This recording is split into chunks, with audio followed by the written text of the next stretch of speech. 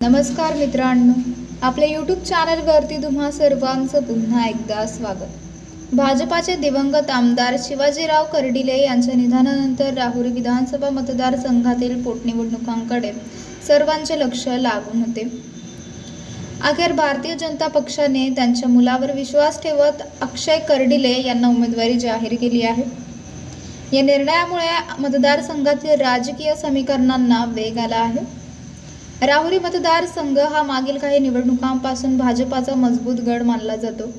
शिवाजीराव कर्डिले यांच्या नेतृत्वाखाली पक्षाने येथे आपले वर्चस्व टिकवले होते।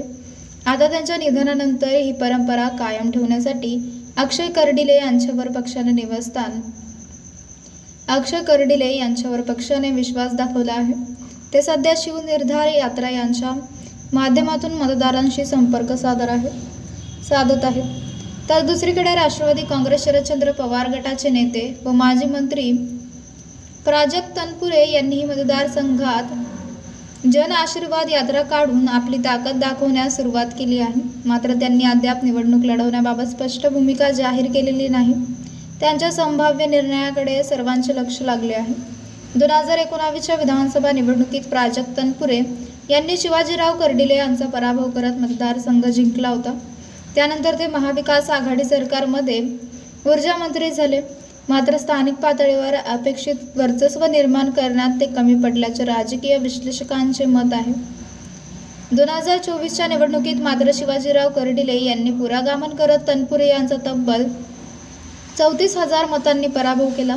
त्यानंतर वर्षभरातच त्यांच्या निधनामुळे पोटनिवडणुकीची वेळ आली आहे।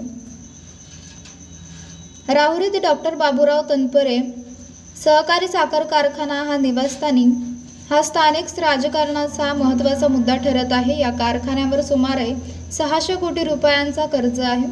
संचालक मंडळाची निवडणूक जिंकून तनपुरे गटाने कारखान्याचा ताबा घेतला असला तरी अद्याप तो सुरू करण्यात अपयश आले आहे। यामुळे ऊस उत्पादक शेतकऱ्यांमध्ये नाराजी असल्याचे दिसून येते। कारखाना ताब्यात घेतल्यानंतर तनपुरे कुटुंबातील काही सदस्यांनी राजकीय भूमिका बदलल्याचेही बोलले जात आहे। विशेषतः अरुण तनपुरे यांच्या राजकीय भूमिकेमुळे स्थानिक समीकरणांवरही परिणाम झाला आहे। तर मित्रांनो, आपल्याला काय वाटते? आपली प्रतिक्रिया आम्हाला कमेंट बॉक्सच्या माध्यमातून नक्कीच कळवा।